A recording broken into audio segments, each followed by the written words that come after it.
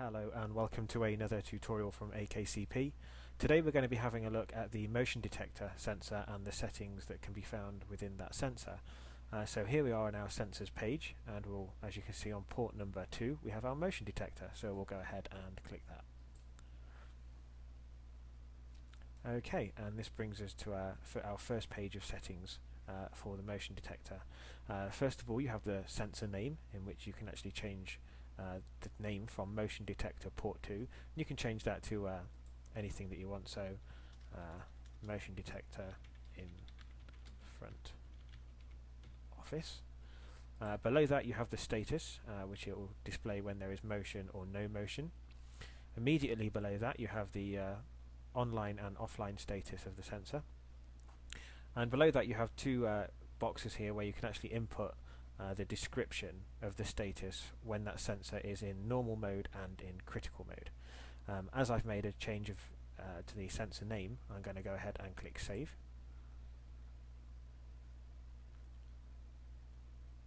And we'll just wait for that page to load up.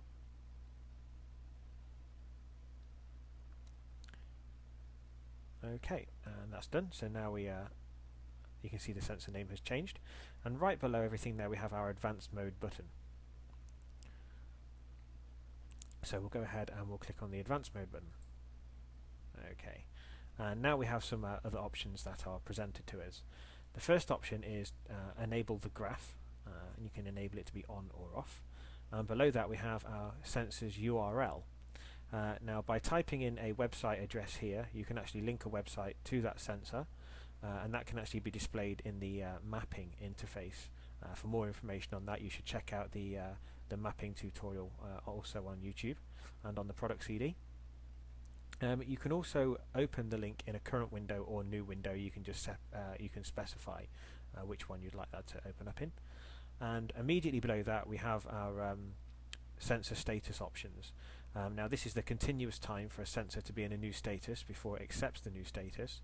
So for example, before the sensor will register a high critical status, you can input in the field here that it would have to be in that status for, let's say, 5 seconds before it would register that status. And the same applies to the normal and the sensor error, and you can change it in these fields. We'll just change it to 5 seconds, and then we'll go ahead and click Save.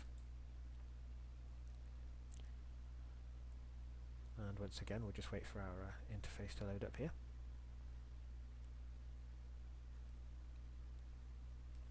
Okay, and immediately below that we have our options here to enable our calendar. This is really quite good for the motion detector actually.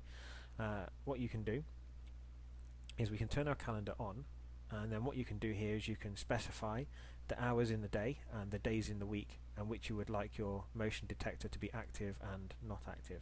So you can see below you have the blue, which stands for report, and the grey for do not report, and you can specify here like I say, what time of the day and days in the week you would like it to be online and offline. Once you've selected the boxes, you can go ahead and click Save.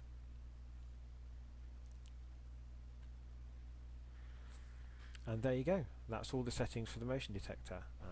Very, very easy.